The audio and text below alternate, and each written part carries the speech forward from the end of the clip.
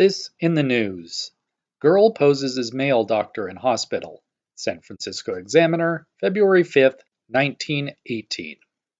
Girl poses as male doctor in hospital. Dr. Alan Hart, who served as intern in city institution for month, is unmasked. She disappears overnight. Recognized by another physician as former co-ed in Stanford, Miss A. Lucille Hart.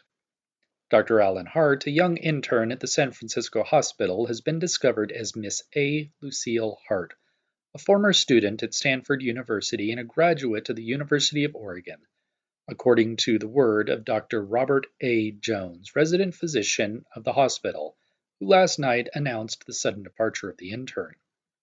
Dr. Hart, since December, had played so successfully the role of male that a fellow roommate intern, as well as many other associates at the hospital, were astounded when the word of the dapper young blonde's disappearance last Thursday from the institution and the subsequent developments revealed what the physicians said was a dual personality. The disclosures came upon the recognition of Dr. Hart as the girl student at Stanford when, a few days before the disappearance, the intern applied to Dr. Harry Alderson at Lane Hospital for a laboratory position. Dr. Alderson said last night that he was advised that the supposed young man had been in woman's garb at Stanford and was there accorded the distinction of that sex. It was said she roomed there with a woman student who had lately discovered that her roommate was adapting herself to the other sex's clothes and manners. She is unmasked. Word reached the San Francisco hospital of the situation and resulted in the inquiry last week, which led Dr. Jones to present it to Dr. R. G. Broderick, superintendent of the hospital. An interview with Dr. Hart followed, and following that, the youthful-appearing intern was no longer seen there. Men's clothing and a stack of mail were left behind. The hospital officials say no address was left with them, and now the interns are wondering. "A woman nothing!" ejaculated the missing one's roommate when the word spread yesterday.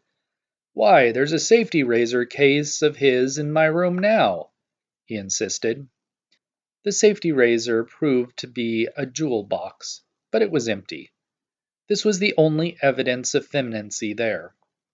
Dr. Jones said last night that until the word came to them, there was not the slightest suspicion that Hart was anything but what he represented himself to be. No suspicion aroused. He commented, "Dr. Hart was a bit effeminate, but that did not arouse our suspicions. He went about just as any of the interns did and roomed and mingled with them. There was not the slightest question about him until we learned from outside sources that he had been a woman student at Stanford. Then I called in Dr. Broderick, and as a result, Dr. Hart disappeared. It is a mysterious case because of his close association with the people here." On the wall of his room, Dr. Hart had a photograph of his wife, the physician said. He smoked cigarettes, drank whiskey, and otherwise seemed grown to man's estate, Dr. Jones explained. Dr. Hart's light hair was cut short, and his age was about 28 years. He was 5 foot 4 inches tall and 120 pounds in weight. He carried himself well, hospital attachés say. Dr. Alderson said that after he learned from a pupil that Dr. Hart had worn women's garments and appeared as a woman at the university, he found ready excuse to prevent him from going into the laboratory.